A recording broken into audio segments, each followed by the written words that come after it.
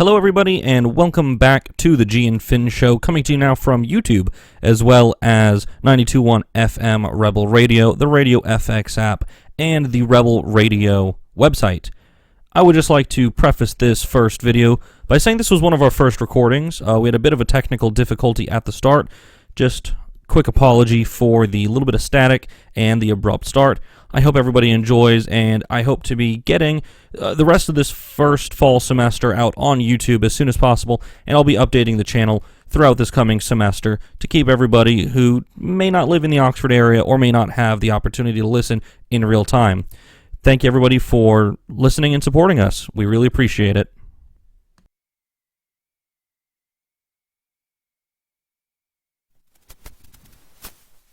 Started off well. We had a good drive, good long drive from Ole Miss to start the game. It was sunny, it was hot, really just awful conditions for a football game if you really think about it. And you know what? That's something Ole Miss is used to. It's something Southeast Louisiana is used to. But 92 degrees by 11, and it stayed that way all the way through the afternoon. The Grove and the Walk of Champions looked real weak all day. But you know what? We had reported attendance of upwards of 45,000, which it sure didn't feel like. I mean, I'll be completely honest. I was at the game. I stayed the entire game. I highly doubt there were 45,000 people in the stands, and there sure was not that many people by the time the game ended. I mean, by 10 minutes into the first quarter, it looked like most of the student section had cleared out. I'm an all-60 kind of guy. I didn't even make it too much past halftime. But let's talk a little bit about how the game wound up. So I definitely think that the game could have gone better for Ole Miss. They played the game. They won the game. That's really what matters at the end of the day. But there were some concerns, but let's not start with that. Let's just go over what was good for the game. So, you know what? At the end of the day, it's a serviceable 11-point victory. That game stayed close for a long time. But there was a lot of good coming for Ole Miss, even though we let up more points against Southeast Louisiana than we did against Arkansas and Memphis combined. So, I mean, the main highlight to me, George, was the running backs. I mean, Scotty Phillips averaging over 4 yards a carry. He got just over 100 yards and a touchdown, 26 touches. He was our workhorse of the day. But I know you mentioned earlier, and I know you'd love to talk about him, but Jerry and Ely, the true freshman out of Jackson Prep, he put up a lot of yards, so you want to talk a bit about his performance? Oh, yeah. He was just incredible, in my opinion. It wasn't just his play out of the backfield. He had fewer touches. He put up, I think it was 94 yards total, excuse me. But it was his just all-around performance and just the way that he plays the game that really impresses me about the back. He's quick, he's agile, but at the same time, you see him every down, whenever he's in the trenches, he's always got those legs moving, and he's been able to break away, create his own space, and that's how he picked up so many yards. And all-purpose, he had over 200 yards because he's also Ole Miss's top kick returner, which he had an incredible kick return in the first half that, just... I mean, he took it 94 yards to the house, and highly touted coming out of Jackson Prep. He's an in-state guy, all that Mississippi-made stuff that Coach Luke talks about all the time. But one of the things that he was most valued coming out of high school as a five-star recruit was his patience. I didn't see as much of that. I mean, he found the holes. Our O-line built them. Alex Gibbons, in particular, had an exceptional performance at guard. But I mean, that kick return, he didn't show the patience that we were looking for, but that's because he came out of the gate explosively. It looked like 4.4, maybe 4.45 speed, but he took that to the house before people even realized blocks were developing. And you know what? He's shown why he was a five-star. That's the kind of guy you want on a team, especially with Scotty Phillips being a senior this year. And, even Snoop Connor, he added 51 yards, including the 37-yard. I mean, our running back room is in a real great place like it hasn't been in a long time. And that's the thing. I mean, the running back room itself is just incredibly deep. And that's just such a good strength, especially for a Rich Rodriguez offense. Yeah, we have the nasty wideouts. Yes, we have some great talented wide receivers and tight ends, especially Elijah Moore, who had himself another great game. I mean, he's just coming into his own as our wide receiver one. There's no doubt about that. I think he's starting to become the nasty wideout we all thought he was going to be out of high school. And you know what? When you're going up against guys like DK Metcalf, A.J. Brown, DeMarcus Lodge, I mean, that's 2 NFL players and one that's going to be on a practice squad somewhere. I think he just recently got cut by the Buccaneers, but I'd expect him to see picked up somewhere. He strikes me as almost a Robbie Anderson type, just, send him deep. He's your wide receiver 4, maybe just a special teams guy, a gunner, but, I think he's got a place in NFL rosters. But that's neither here nor there. When you're going up against guys like that, you're not going to get the prime targets you want. But you know what? As wide receiver 1, I think he's coming into his own. And I think this team, at least on skill positions on offense, we're seeing a shift where we're going from depth at wide receiver and one real good running back in Scotty Phillips to this year having a lot of depth at running back, and not just older guys, young guys too, 2 freshmen and a senior. But going from primarily wide receivers to primarily running backs, but we've still got those weapons receiving. And, let's talk about Jason Pellerin, converted to tight end, notched a touchdown. I mean, he was a quarterback his first 2 years in school. If you remember when Chad Kelly went down in 2016, we put Pellerin in for a couple games before they decided to burn Shea Patterson's red shirt. But he converted to tight end, as a lot of quarterbacks tend to do. He's a big guy. But, he's already notched more touchdowns than, even Dawson Knox did in his years in college. And, that's the thing. Even now, I was just about to bring this up. Dawson Knox was a fantastic tight end for us. Look at him now. Playing for Buffalo. He was a high draft pick. He notched a touchdown yesterday. Exactly. Or not a touchdown, but he had, effectively, if you saw this block, I don't even remember who it was. I think it was Cole Beasley on the Bills. Took it down the left sideline against the Giants at MetLife. That Bills team is looking good, and you know what? That block from Dawson Knox, he pushed the guy back about 20 yards. I'd credit that touchdown to him more than Cole Beasley. And that's the thing. You see someone like that, and he's so incredibly talented. Thing is, the rest of the room is still fantastic. Look at the tight end we have now. We've got number 15, Octavius Cooley. He has put on some of the nastiest moves I've seen in a long time, especially from a tight end. A lot of times, you'll see bigger receivers, and people will say, oh, look, that receiver looks like he should be playing tight end instead. And that's guys like DK Metcalf, and he's in the NFL, and people like Quincy and where it's like, hey, do you want to play tight end? No, I'm going to be a big-bodied receiver. I'm going to Julio Jones some guys. I'm going to jump over some guys. I'm going to stiff-arm some guys. But Octavius Cooley definitely looks like he's stepping into his own in the tight end spot. Only 1 reception for 16 yards last week, but, he's running his routes. He's getting guys off him. He's making them play a soft zone. They cannot give us the underneath because he will take full advantage of it. Exactly. And, he's got the speed. He's got the skill. He's got the hands. He's an all-around receiver in just a tight end's body. He's a massive man. And, you saw this specifically against Arkansas. There were a couple runs there where it wasn't a tight end run. You usually expect a tight end to catch the ball over the middle, take a hit, and then keep on trucking from there. That's not how he plays. That's not how he works. He plays like a wide receiver that's going to win press coverage 10 out of 10 times. And that's what I think we've seen from him so far. And he does. He has been winning those one-on-one matchups with, linebackers and defensive backs. Right now, he might be one of the most dangerous tight ends in the SEC, in my opinion, because he's such a mismatch for, if you put a linebacker on him, sure, you're going to have that physical matchup there. But he's going to beat you with speed. Exactly. He'll beat you with speed. He'll beat you with a cut mill. He'll beat you just any way that he can apart from going you out of through your shoes. you. Exactly. At the end of the day, he'll juke a linebacker out of the shoes. And you say, all right, if he's fast, let's put our corner on him. Let's put a 160-pound guy on him. He'll keep up. Yeah, but once he goes up for the ball, that catch radius and that big-bodied man, broad shoulders, he's going to take any cornerback. He's going to give them a run for their money no matter what team they're on. Oh, yeah, realistically. And same thing with safeties, too. You can't put a safety in man coverage on him.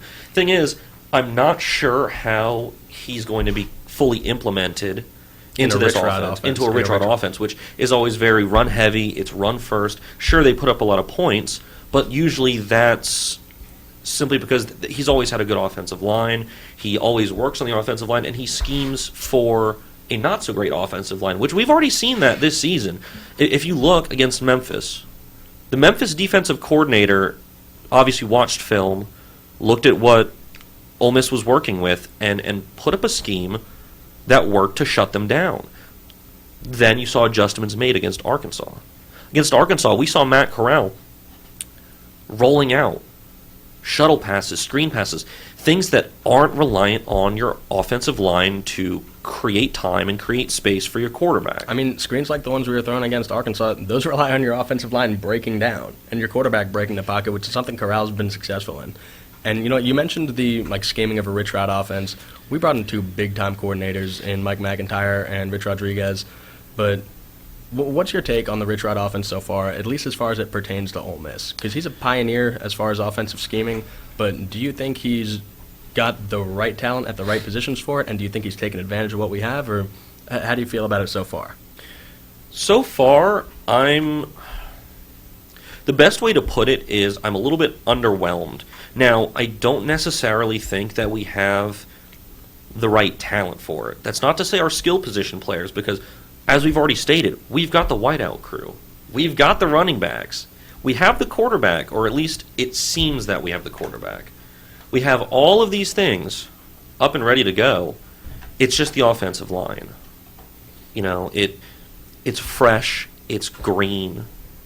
Most of them are freshmen. Yeah, and there's only so much you can do when the pocket breaks down a quarter second after the snap. And so we've talked a little bit about the individual guys, but as far as the game as a whole, like I said earlier, it's a serviceable 11-point game. But the part that concerns me the most is that was a one-score game for the entire fourth quarter until there were 39 seconds left in the game when Luke Logan put a 32-yarder through. Luke Logan's a good kicker. Hopefully we've got Tannehill coming in. But, Tannehill we're hoping to get out of, I believe it's Oxford High School, or is it Lafayette?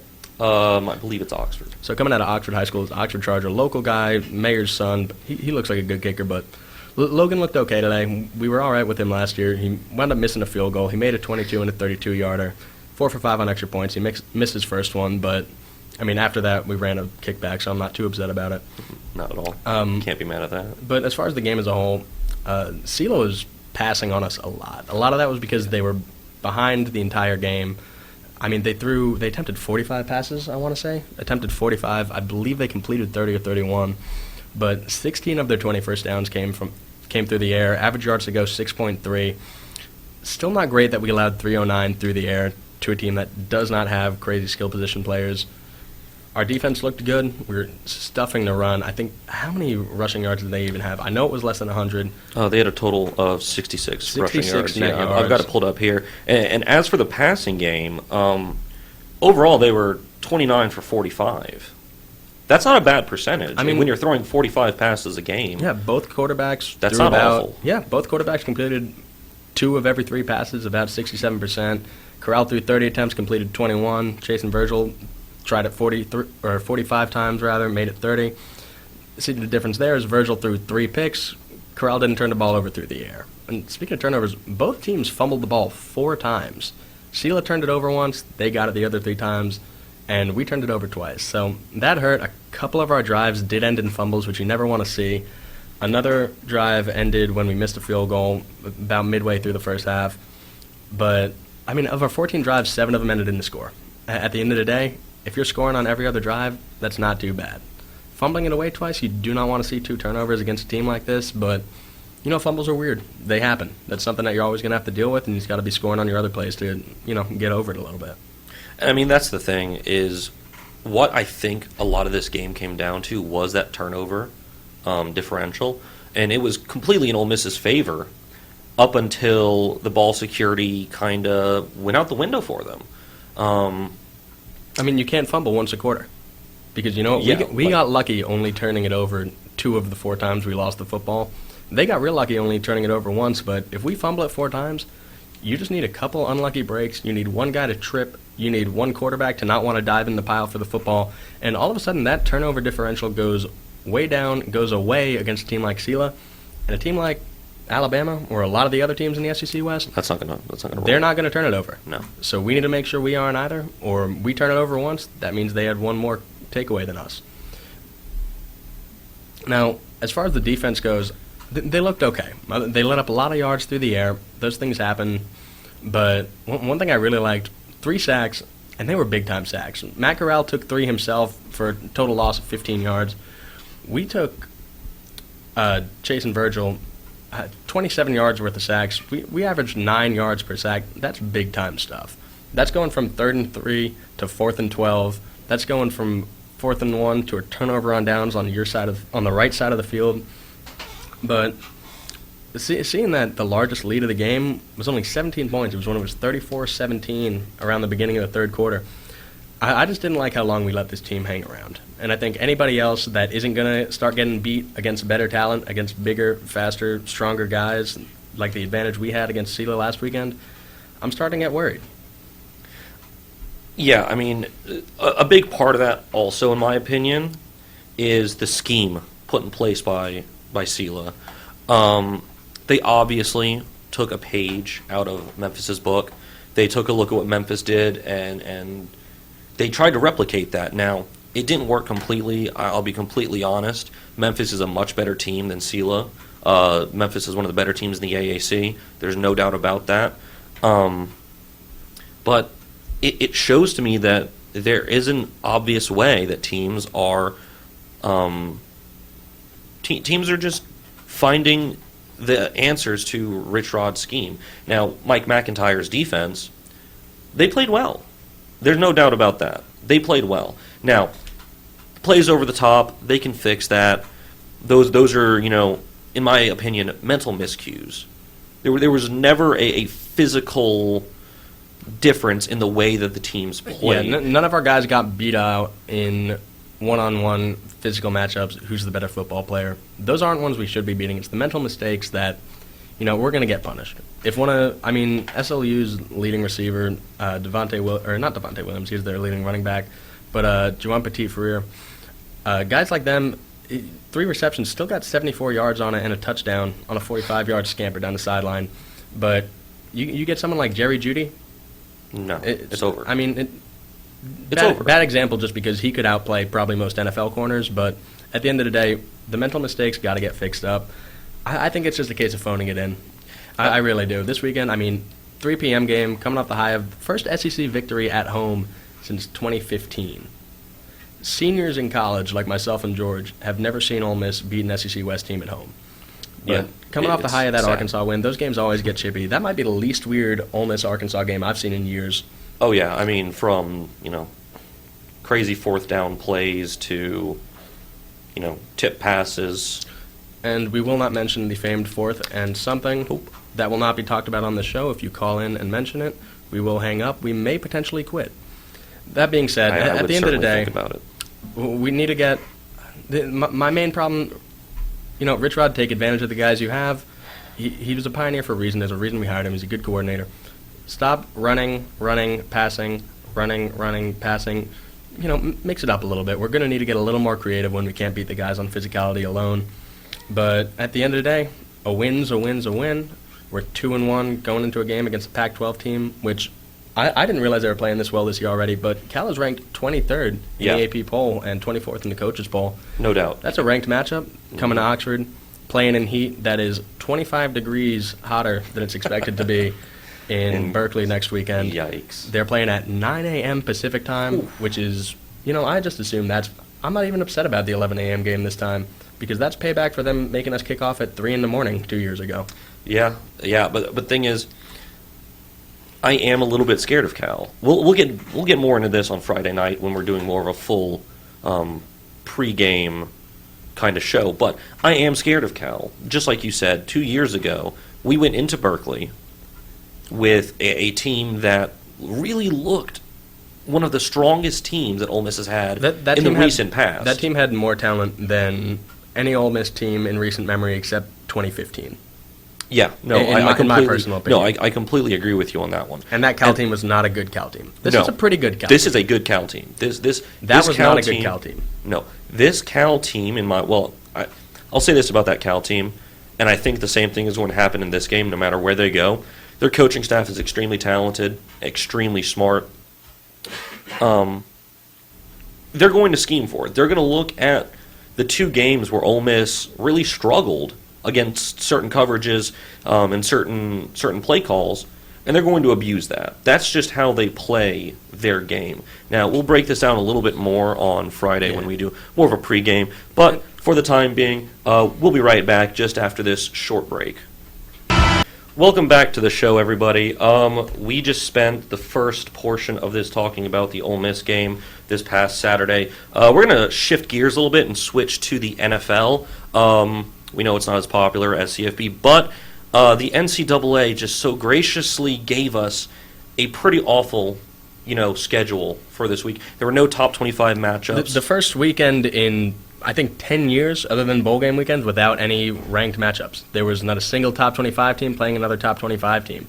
The best game I watched was Virginia, Florida State, and even the refs couldn't manage to count from 10 down to 1 successfully. No, even that game was pretty much a debacle, realistically. It was an ACC game.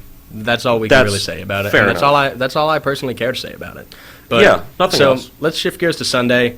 Any day of my life, I would say I'd love to be an NFL quarterback. I would not have wanted to be an NFL quarterback this past week. No, sir. No, sir. I mean, Drew Brees, he's out for 6 weeks with a torn ligament in his thumb. Left the game early in the second quarter after jamming his thumb on Aaron Donald's hand during the follow-through of his throw. I've jammed my thumb once or twice in my life. I've never jammed my thumb on Aaron Donald, the best player in the NFL. If you disagree, we can fight. You'll probably win, but we can fight.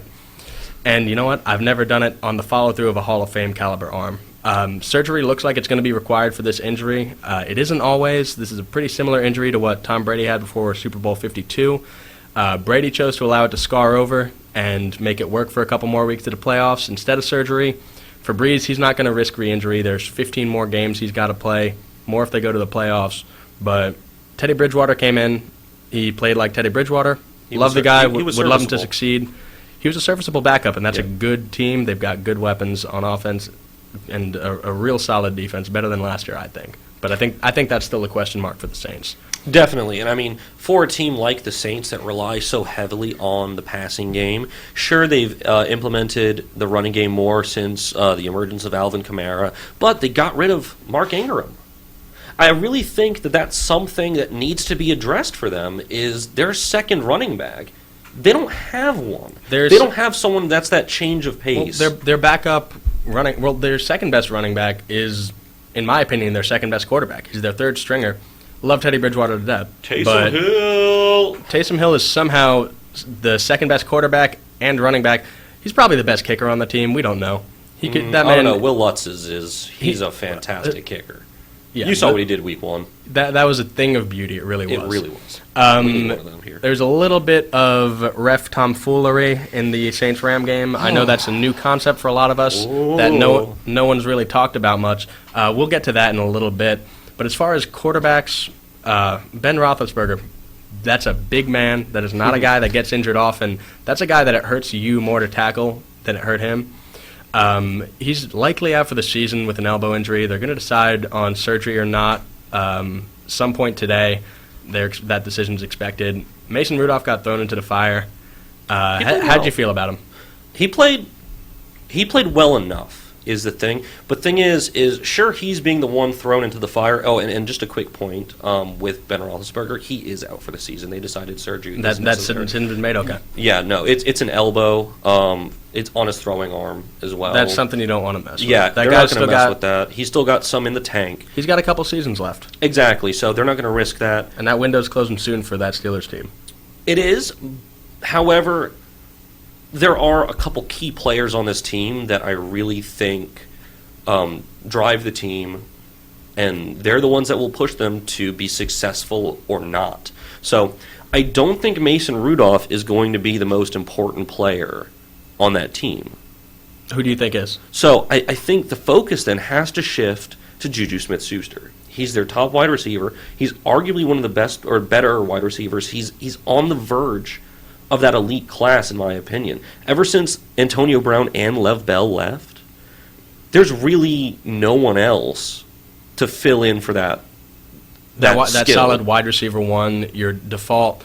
There's nothing else on the field. Let me get it to this guy. It used to be Le'Veon Bell. Check it down to him, and he'll probably make 14 yards out of it somehow. He'll pull a trick out of that hat. Antonio Brown, throw it up. 50-50 balls are 70-30 balls when you're throwing to AB. But James Conner stepped into that running back role really well last year. I think it remains to be seen if Juju is ready to step into a wide receiver one role. Your offensive line can't make your job too easy. Like, your offensive line will really make it easy to step into an RB1 role if you have to. I could probably average 2 yards a carry on the Steelers. That's a real good offensive line there. Juju is now getting the full focus of the best corners in the NFL. Pat's put Stephen Gilmore on him, shut him down for most of the game.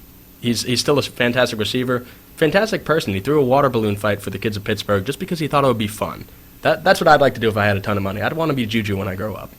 But I think it remains to be seen if he can step into the wide receiver one role. But until then, their guy in the pocket is going to be Mason Rudolph, famed blown out by Ole Miss in the Sugar Bowl, Mason Rudolph from Oklahoma State. We'll see if he's ready to step into that role. Breeze and Ben, not the only quarterbacks out for a while. Carson Wentz left the game with concussion concerns. They were playing the Falcons. He got back into the game. He kept the lead going until late. That was a good game. That really was a good game. I think the big performer from that game is the man who just got paid, Julio Jones. Late touchdown. He essentially called the game with that touchdown. He iced the game. The Eagles had an opportunity to get it back. If you didn't see, it was a pretty standard 2-minute drill. They had 2 timeouts. Main problems, I believe, was it Alshon Jeffries who dropped the pass on the sideline? Yeah, Alshon Jeffrey dropped a pass, and then there was just a non-conversion by Zach Ertz. Had about 3 steps on his man. Carson Wentz on 3rd down went to Ertz. 3rd and 8, he went to Ertz and did not get it. 4th and 8. Well, that was an uncatchable ball. No, I mean, it was not a good thrown ball. Even it for was a guy not a with thrown ball. Even for a guy with the catch radius of Zach Ertz, exactly. that wasn't happening. And then went to Zach Ertz on 4th down, completed the pass, didn't go full extension. He saw a defensive back coming his way. I don't know who the DB was. No. I guess in his head he didn't want to fumble the game away by going full extension, but he pulled it back at the last second. And, they say football's a game of inches, and it looked about 3 inches shy. So Atlanta won that one. Carson Wentz has still not played a full NFL season to date. We'll see if he goes down like he did for Philly the past 2 years. I'm rooting for the guy. I think he's a good quarterback. I don't know if he would have been the man I paid, but I'm also not the general manager for the Philadelphia Eagles. So, and that's the thing is they got rid of Nick Foles. They made their bed. Now they have to sleep in it. Yeah, and thing is, they have a fine quarterback behind him. He's serviceable. It's Josh McCown, the ageless wonder himself. Uncle Josh. Yeah, if you will. Father of Bridget McCown. But he's just serviceable. The Eagles still have a wide open Super Bowl, window. Their window's open still. Yeah, I think they were. I didn't personally consider them to be a contender when they won Super Bowl 52.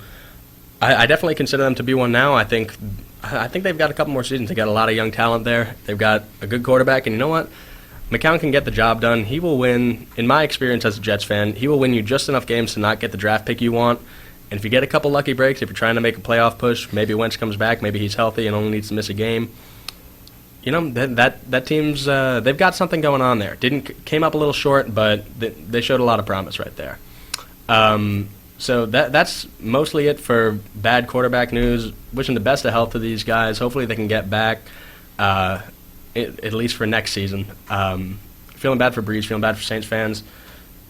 But Monday Night Football. We've got the 50th anniversary of Monday Night Football. It'll be the Cleveland Browns at the New York Jets. This is Odell Beckham Jr.'s return to MetLife Stadium. Blackout game. The end zones are black. It's going to be fun, unless you're a Jets fan, in which case you're probably going to be crying most of the night, but you're used to it. This is a Jets team that's absolutely decimated. Their quarterback, Sam Darnold, out with mononucleosis. Look, he's a 22-year-old healthy guy. I had mono when I was in high school. That kept me out of school for 3 weeks.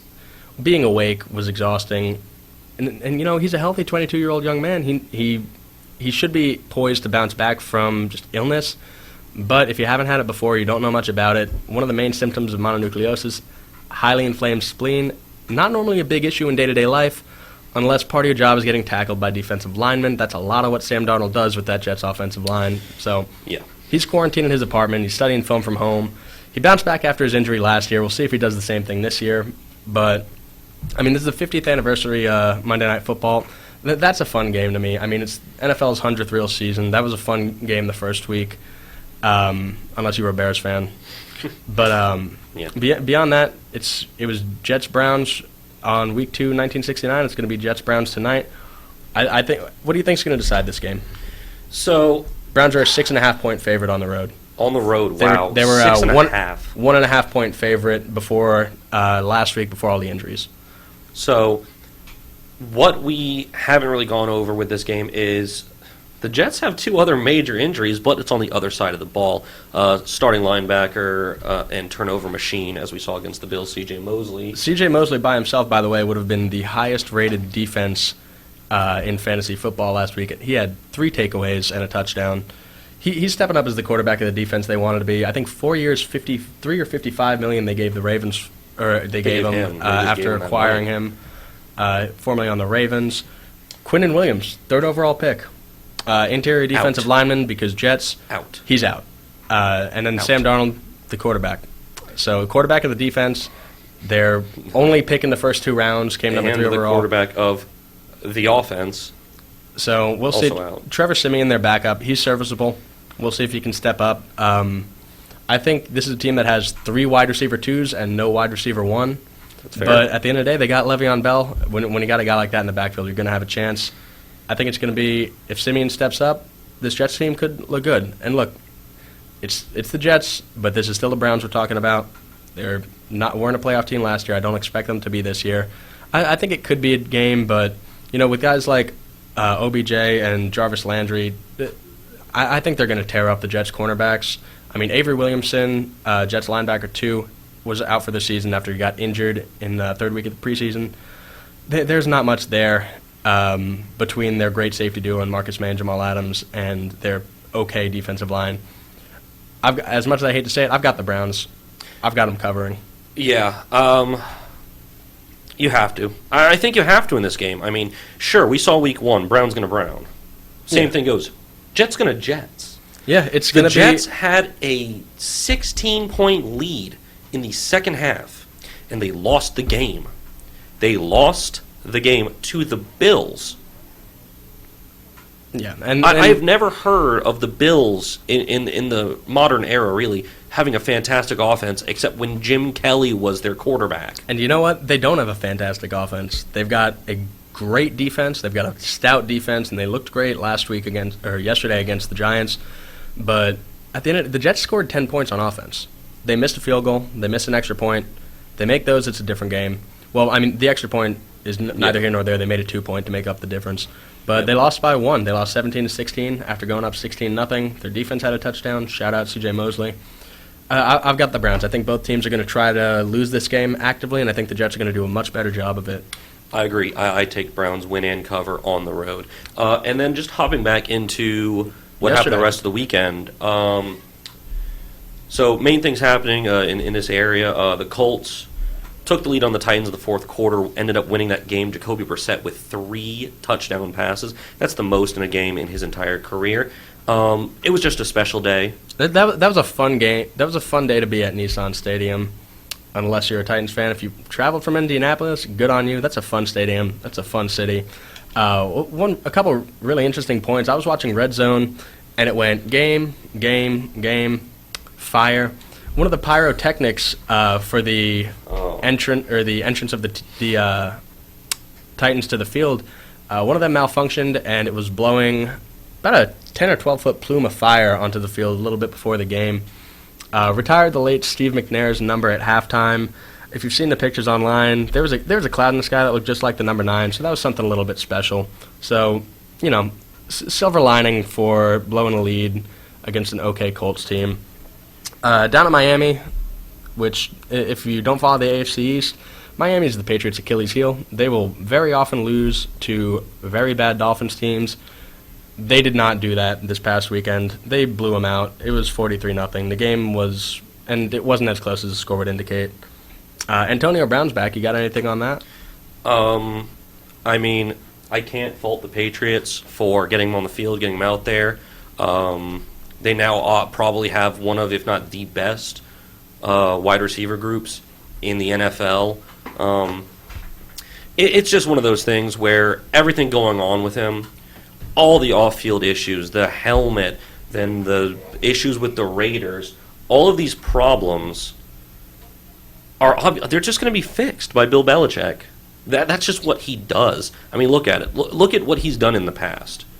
Randy Moss just coming from the Vikings, steps in day one. He's in lock and step with the Patriots' way of playing football. I see no difference here with what's going to happen with Antonio Brown. Sure, he might not be as happy. He's going to get less touches because they have a fantastic group of wide receivers, including, Josh Gordon is back. He's always been a physical freak. Their wide receiver 4 is Julian Edelman, who's a solid receiver. Yeah. He's not fast, but he's a Patriot through and through. He follows the Patriot way, and you know what? For better or for worse, that works for him. Other than that, not too much to say about the game in Miami. No, not much. Nothing at all, really. Patriots improved to 2-0, but 2-5 in Miami the past 3.5 years. Yeah. The Bears kicked a 53-yarder to win the game. If they missed, they would have lost. If they made it, they'd win. 53 yards. Welcome out of kicker purgatory, Chicago. It's good to have you back. Jets remain in kicker heck. So do several other teams. Yep. But you know what? I think that takes a lot of the sting off that first game for the Bears. That's something they've been real worried about. That's what ended their season last year. So welcome out of kicker purgatory, Chicago. Yep. So coming up, we're going to have our show will be ending in just a few minutes, and we'll be right back after this. WUMS, University, Oxford. So welcome back. We've just got a couple minutes left today, so let's talk a couple of the NFL Rebels, some of our rookies. I'm talking DK, I'm talking AJ, I'm talking Dawson Knox. DK, first career touchdown. Congrats. I won fantasy by about 3 points, so shout out my large Terminator son, Mr. Metcalf. Congrats to you as well. I did not win this week of fantasy football. In fact, I lost by about 40 points. Unless Jarvis Landry fumbles 6 times, I should be in good shape. A.J. Brown took a bit of a step back from week 1, caught 3 of his 5 targets for 25 yards. Hasn't scored his first NFL touchdown yet, but I can promise you when it does happen, it'll be a thing of beauty. He'll stiff-arm somebody. He'll hurdle somebody. He'll break people's ankles from 100 yards away. It's going to be a thing of beauty. And I mean, at this point, for A.J. Brown, he's already established himself as probably the Titans' best receiver. Maybe apart from Delaney Walker, just because Walker has been such a big component of that offense for so many years. He's a safety blanket for them. He gets it done every time. But A.J. Brown is already establishing himself, as one of the number 1 targets for Marcus Mariota. And last but not least, we've got Dawson Knox up there in Buffalo, New York. He was 1 for 4 on the game for 18 yards, but I really think he just isn't fully integrated into this Buffalo offense, who has a couple other brand new targets like some new wide receivers and even some new running backs and around Josh Allen. Beasley will still be their number 1 guy. Their best running back is still Josh Allen, their quarterback. But you know what? He caught a catch. He dropped a couple. A couple were uncatchable. We'll see. Once it gets integrated, the pocket broke down for them a little bit. I think once he can improvise, it'll be a lot better. And he had a block that was just a thing of beauty. If you haven't seen it already, take a look. Just look it up. It's worth it. So that's going to wrap us up for today. We have been John and George. And coming up next, we've got V. Finch and Kayla Woodson with Kicking It the VK Way. We will see you Friday at 5 o'clock.